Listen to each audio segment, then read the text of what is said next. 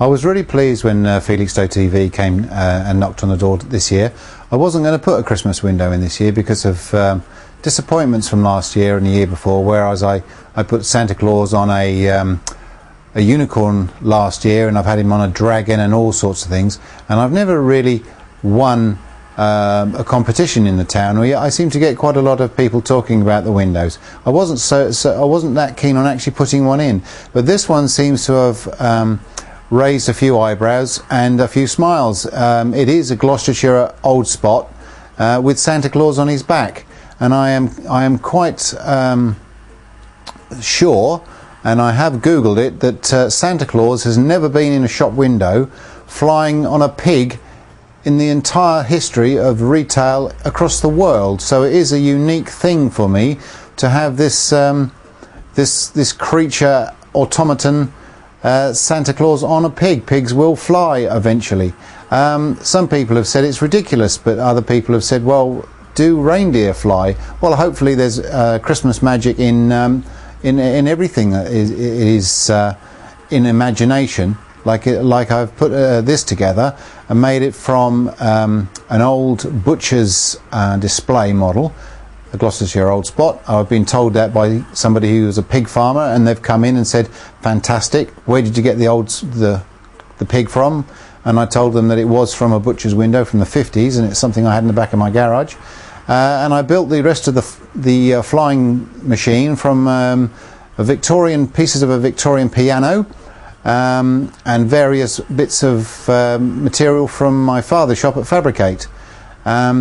It's made a lot of people stand and notice, and apparently one or two of the schools are actually next year going to be getting the children to paint flying pigs because they've seen this idea, which is to me a great feeling of enthusiasm for the younger generation, and hopefully someone will come in and give me another idea for another window next year.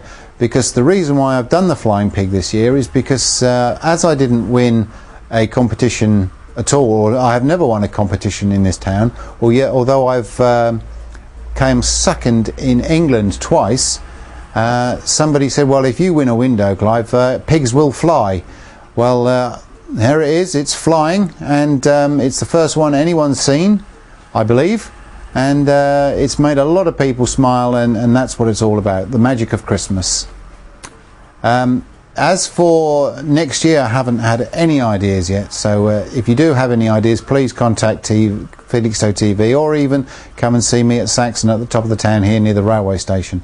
I'm always looking for something to make. It's all made by myself. The unicorn last year was made out of the polystyrene box that my TV came in, so it's all recycled, and it's quite a challenge to getting these things to work like they do. For example, the wings on the pig fly about 5.5 times, or beat 5.5 times a minute. It takes an awful lot of engineering to get an engine to reduce that much to make the wings fly so slowly. If I'd put it directly to an engine, they'd fly for about 15,000 beats per minute, and it probably would fly then, and but fall apart very quickly. I'd like to thank anybody who has come in and said how much they enjoyed the display this year. It's always heartening to have people come in and thank me for my efforts. It does take me about a month to do these things. I even had a lady who was 92 years old, Mrs. Cook, and she's written a poem, and I believe the East Anglia Daily Times is going to be publishing that concerning the pig, and how her great-great-grandson asked why Santa was on a pig and not a reindeer, and her answer was quite ingenious. So hopefully you've read that, and I won't say what the answer was, but hopefully you've read it. Once again, thanks very much for Felixstowe TV for its support with coming in and doing this small interview, and hopefully you enjoy the stuff that I've done for the TV station with Windmill Chris and George.